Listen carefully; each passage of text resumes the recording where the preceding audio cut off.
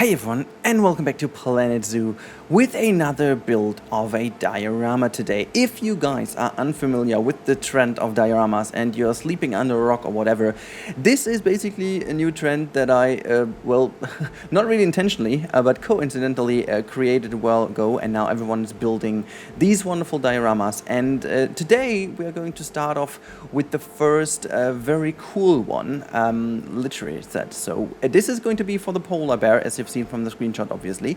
But this one's also with a little bit of a challenge, simply due to the fact that we are in the middle of summer, and I'm just going to release another polar bear video, which is just rather weird, and I'm not really expecting that this video is going to be experiencing much love. But I just wanted to do that one simply because I find a polar diorama a very interesting bit. Now, again, if you guys are new to the channel and you like this kind of stuff, I'm gonna link you the playlist to those videos to the top right, so you can click that little info button, and there are all my dioramas in a playlist, very easy for you to access. Click them, you do me a favor by watching them, and you do yourself a favor if you like them. So that's pretty good. Also, this build has been done, well, I would say like 60% on a live stream. So if you guys are unfamiliar with that, but I am also live streaming on Twitch. I would love to say on a regular basis, but that would be a bit of a stretch. So I'm trying to at least stream weekly at the moment. But, you know, it's always down to the fact how we are coping with the little one and, you know, what's going on in life and so on and so forth. A couple of things that are important. But, yeah, I'm trying at my best to at least have one stream a week. At the moment, it's most likely around Monday. So just make sure to follow over there on Twitch. Links in the description, as always. There's all the relevant links. You'll always find them in the description. Now, let's talk a little bit about this diorama, shall we? Now, this is obviously a polar one, and I had a very specific idea in mind to really focus on the underwater and the ice element here. So it's kind of strange because the diorama is very high, you know. It's normally the dioramas I did are a little bit more wide than they are high, so they get this very much flat appear, but this one is actually a little bit higher. It's gonna get like a huge little frosty mountain, and it's also getting a little bit of a deep water exploration area for the polar bear. So I wanted to make sure that the polar bears can dive, utilizing the new diving mechanic of beers. Yeah, beer is also very good to dive into your mouth, actually. But we're talking about the bears, okay? So the polar bears can dive today in this wonderful icy area. Now, I really do know that this is a little bit of a rural area is maybe the wrong word, but since we basically have no foliage available, it's a bit of a tricky thing to get the details in. And we have some very nice details in to talk about, especially in the real-time part. Again, for those of you who don't really like the time-lapse so much, there's always a real-time part at the end. Last couple of weeks I forgot to do this skip marks. I will try to be better again and put them in. So as soon as I've done this again, you'll find the skip marks, you know, to the lower part of the YouTube play bar.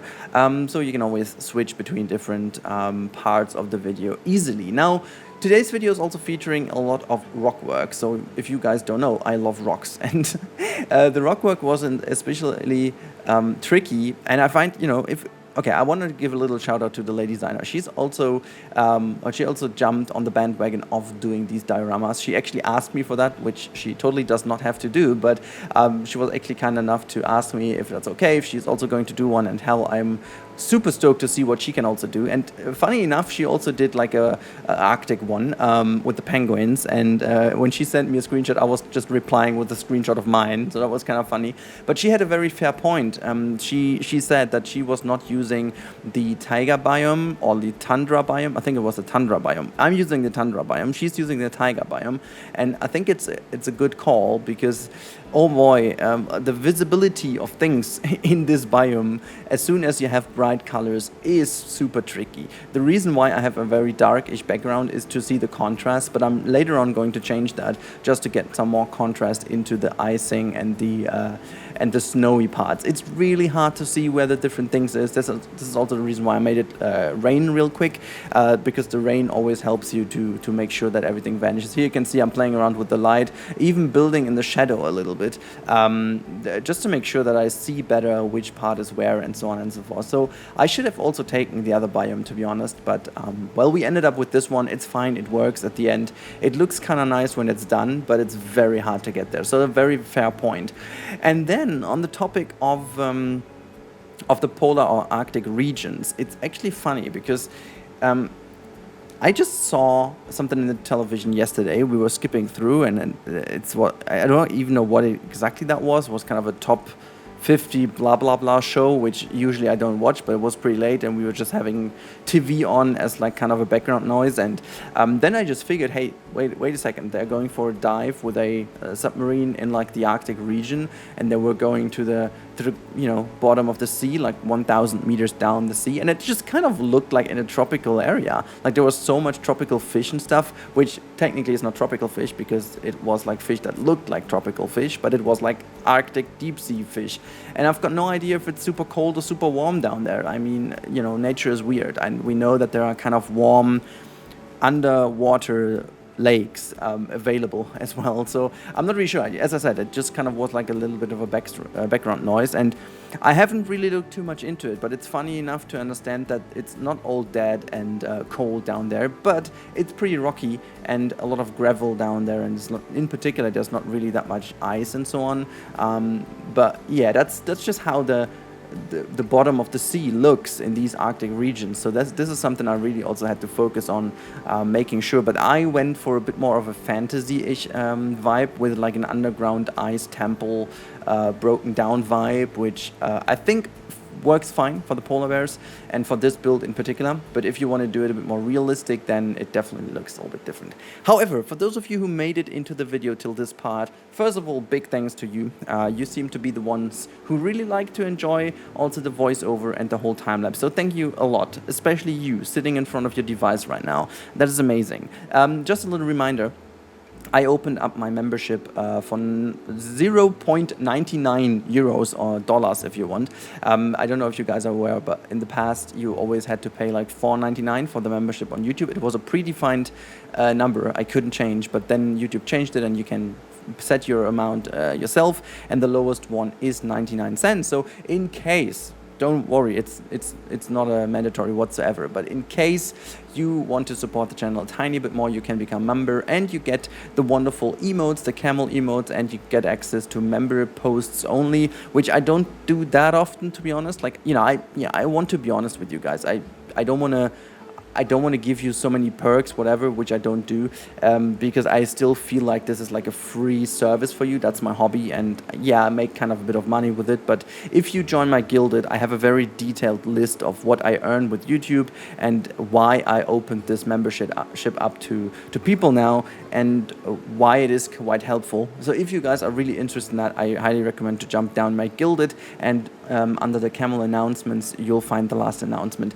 is a breakdown of my financial situation on YouTube. So if you guys are interested and why I'm actually opening this up to people and communicating this at the moment, there you go. But again, it's not a must. I just wanted to let you know, because by default, people just don't know. They just know there is a membership option. They know it's too expensive, and that is about it. So I just quickly wanted to get that loose. Also, in case you like the dioramas, I have another one nearly ready, and I'm quite confident that it's going to be released on Sunday as well. And this one is basing off of a movie. So it is somewhat of a movie habitat, but I don't want to call it that way because it is not as much of like the same level of detail and size that I usually do for the movie habitat. So it's quite not suitable for the movie playlist, but it's definitely suitable for a diorama playlist, and it's going to be based off of a movie, as I said. So if you guys want to do a little guessing game, put your guess down in the comments below, and let's see who's gonna have the right one. If there are some people under you, or among you, that have the right movie down there, I'm gonna include you guys as a little screenshot. I'm not really sure if that many people will guess the right one, but if you see it, it's pretty much obvious. But that's enough of a hint. Let's talk a bit more about this build in particular, because we are getting now into the interesting bits. Now, you can see that I'm using the little, path to destruction trick here to open up the bottom part. And this one is a bit more of a, how shall I say that? This is a bit more of a free version of me, like let's call it a Rudy interpretation of a diorama. So I wanted to especially do something with the open bit down there that hopefully is going to create something interesting by having water pouring down, as if this is like going even further into the deep sea. So the idea was to create something that looks a little bit more interesting and open and broken up, so really as like a cutoff of like the real world. And this is still part of the cutoff, so you will see that in the real-time part, especially how that looks. But I was quite happy. Like, I did this as a little test. I really did not intend to keep it that way, but I just figured at the end, hey, wait a second, that looks quite nice, doesn't it? Like, it legit looks nice. So I ended up doing it this way, and it just kept looking good, so I left it in. I'm not sure if I'm going to experiment more with this type of diorama in the future, but I felt like it's giving the whole thing a bit more of a dimension, a bit more of a three-dimensional appeal, and this is why I just left this in the way it is, and just playing around with some rocks and boulders. And oh boy, how have I used all these rocks and boulders. And even though we have a insane choice of different types in this game, I'm really starting to miss the resize option of Prehistoric Kingdom at this point, to be honest, because whoa, this is actually, this is getting ridiculous at some point, putting all these things down and then creating bigger surfaces with like the same size rocks all the time. So you have to, get really creative. I mean, you can do it, it's not like you can't, but the resize tool is just so much more time efficient, and it just helps you to become a bit of a quicker builder. Like, this is just one thing I really figured as well, that Prehistoric Kingdom took a little while to get into the building mode, but then again, with the tools available, it just was a little bit quicker in the long run. And I really do hope that if Frontier keeps on pushing on the Planet series, which, and again, I said that quite sometimes, it's not fair to compare those two at this point simply because of the history and how these games are developed. It's not fair to compare them, but I really hope that Frontier is going to push further into the direction of this insane toolbox. They have already done quite a massive improvement from Planet Coaster to Planet Zoo in terms of playability and in terms of UI and in terms of building, assists, if you will. There are a couple of things I would love to see. A bit of a better option when it comes to, colors and flexicolor and patterns and stuff like that. So, for example, the rock. The rocks are great, but like the menu is like super scattered in those different things. Why can we not just have the rocks and then just set the theme for it? And then just set the texture and done, It's like, because these are legit the same rocks, like they are the exact same model, just with a different style, which I like because you know what you get, which is pretty good, for building. It would be kind of mad if they weren't the same. You can also do some funny things with those. But at the end of the day, it is a bit of a tricky thing to achieve. With the menu, because there's like so many pieces in the menu to find and stuff. So search function is great, everything, great improvement over Planet Coaster as well. But there are a couple of things which could make the game even more quick and accessible, and I think this is one of the bigger issues that many casual players have, that the game is not really like super accessible because you have to learn the controls and tools a lot. It's there's a reason why all the tutorials are so successful in these types of games. So yeah, I mean, I would gladly have no views on tutorials because the game is so intuitive. I would totally buy that because this would mean that the game is even more accessible. So that would be absolutely amazing. Now, on to the last bit I added to this build, and this is a little sunken boat. We talked about that in the live stream. People came up with this idea. I found this idea pretty brilliant, and so I did it. That's it. That's the story, And I'm quite happy with how that turned out. But yeah, let's see how this actually turned out in the end, in the real-time part. I really hope you guys enjoyed the voiceover today, and I really hope you guys enjoyed the build. As always, I see you on the other side of the cut, and now let's jump over in the real-time part.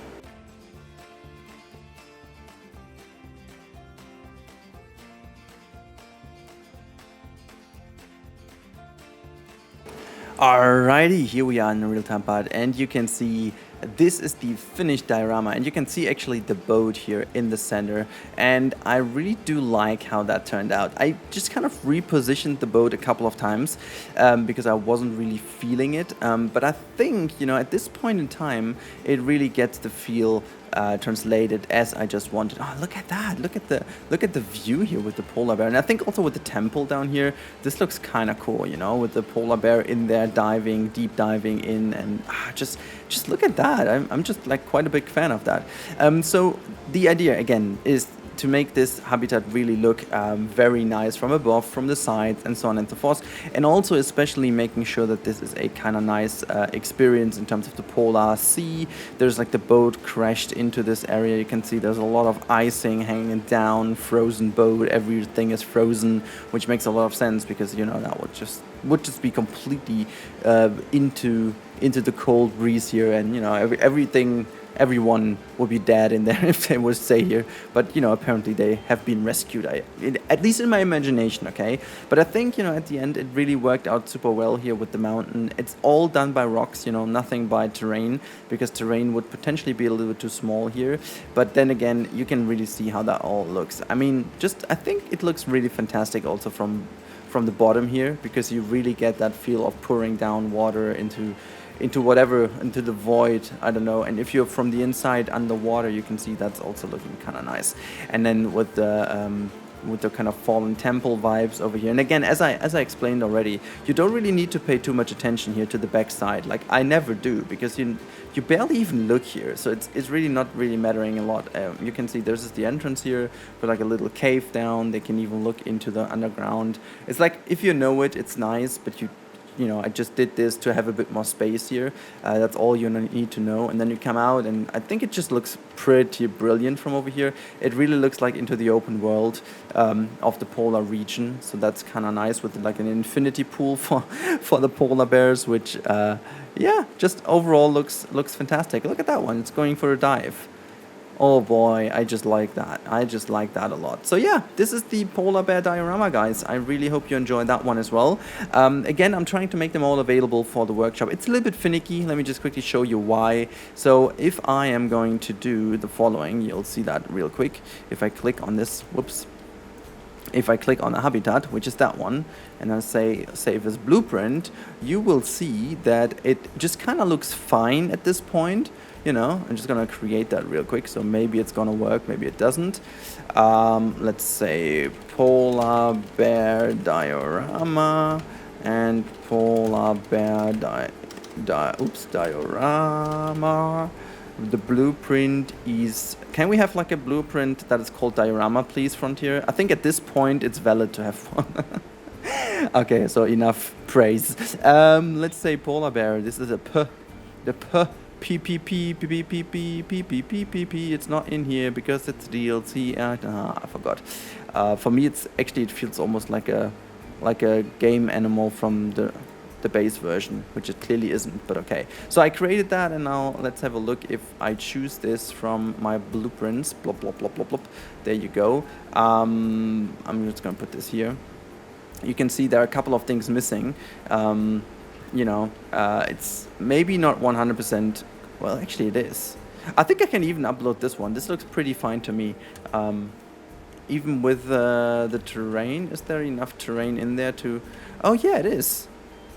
Well, never mind then. I'm just gonna...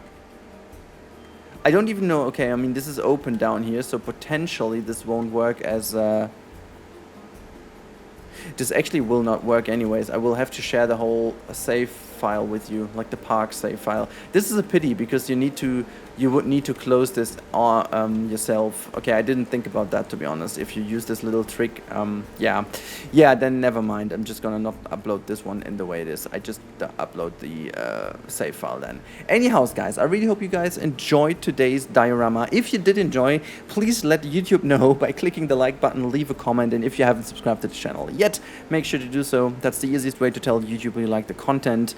and you don't fall for all the clickbait content out there. If this is clickbait content for you, whatever, that's fine, you know. I'm just seeing the polar bear diving down there, and I just enjoy that so much to see. Now, anyways, guys, have a wonderful weekend, and stay safe, everyone. And if you guys have an idea what the next diorama could be, again, hint is a movie. I'm not going to tell you more. Let me know in the comments down below. Again, if you guys are right, I'm going to include a screenshot of your comment in tomorrow's episode, if I remember. But now, have a good time. Stay safe, everyone, and goodbye.